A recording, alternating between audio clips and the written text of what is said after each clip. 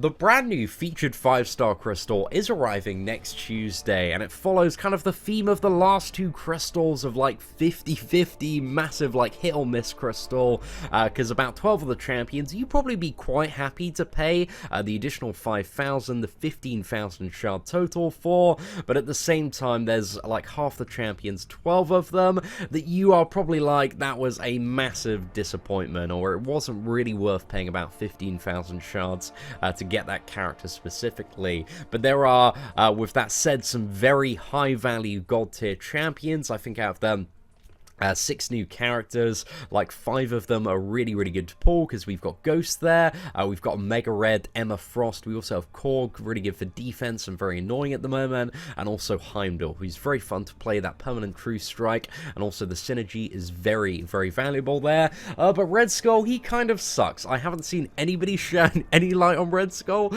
I got the character myself very early on, just a massive disappointment there. But aside from that, I've kind of divvied it up, you know, just in my personal opinion for the characters that I'd be happy to pay 15k for. Just generally looking at like the free-to-play account, because on my main account I think this crystal is devalued quite a bit, because a lot of these characters I already have awakened, such as, you know, Star-Lord, Blade, Dr. Voodoo, but obviously for the majority of MCOC that doesn't have those characters, you know, this might be maybe a gamble that you want to take, because the chances again, it's important to think about, the featured 5-star hero crystal has 24 champions, which makes the chance of pulling one specific character just over 4%, whereas if we have a look at the basic crystal pool and the amount of characters in that now, this has expanded a little bit since this infographic was last updated to, I believe we have 101 characters in the 5-star crystal at the moment, and next week it is going to be 102 with Wasp coming in, and a couple of weeks after that is going to be 103 with Ghost coming in. So keep in mind the Wasp and Ghost are also around the corner of the 10k one as well. But anyway, just to kind of divide this one up into half.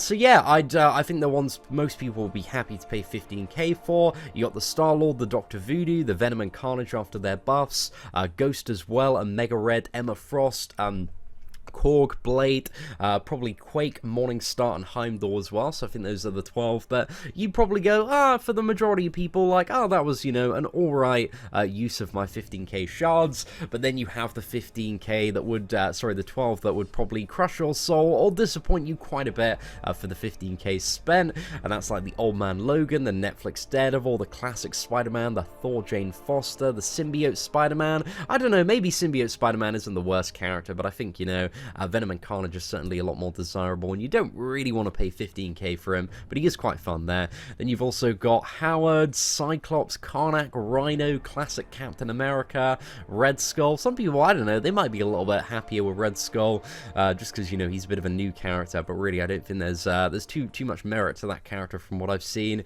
And then also Dormammu at the moment, which, I don't know, Dormammu, some people might be happy with paying 15k for Dormammu, but I think there are just you know, better characters out there, and you'd be maybe a little bit more satisfied pulling in from a 10k crystal. But also, just to add some perspective in terms of what characters aren't in there, and there are a lot, man. There are so many great characters that have been released in the last like year and a bit that are now in the 10k crystal but won't be in this one. So you've got characters, just we'll quickly reel them off, like Iceman, Archangel, Domino, Magic, Ghost Rider, Gwenpool, Medusa, Corvus, Hyperion, Starknard, Spider-Man, Void, Captain America Infinity War, Sabretooth, Killmonger, Massacre, Proxima, Dr. Octopus, Iron Man Infinity War, Sentinel, Luke Cage, Gladiator Hulk, Red Hulk, Wasp, X-23.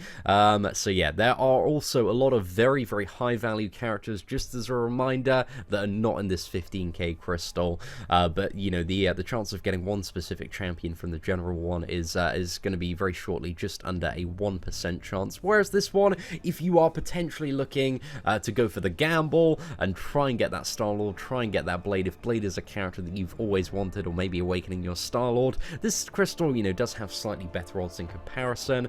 But I think my general advice for people that are playing the long game is stick to the 10k crystals, because one of the The biggest sources, once you start kind of raking in the 5-star characters, is duplicating them for your 6-star shards. And that is a way to get the 6-star crystals. And when it comes to a lot of the new characters, the design is that they don't necessarily need to be awakened to be the best characters. So characters like, you know, champions like Emma Frost and Ghost, when they eventually come around as 6-star characters, are going to be very, very good to pull just from the 6-star basic crystal there. And there are just so many ridiculous characters coming in there. So somebody like myself on the main account, I'm kind of focusing on the 10k crystals, but on the free-to-play account, I don't know, there's a chance I might take the gamble just because that 5-star Emma Frost and Ghost, or Omega Red, I would love either one of those, or Carnage or Venom, to be honest, on the free-to-play account. There are quite a few characters that would be very, very good there, but again, it is just like a massive gamble when it comes to this one. So it's a bit of increased stake, increased odds,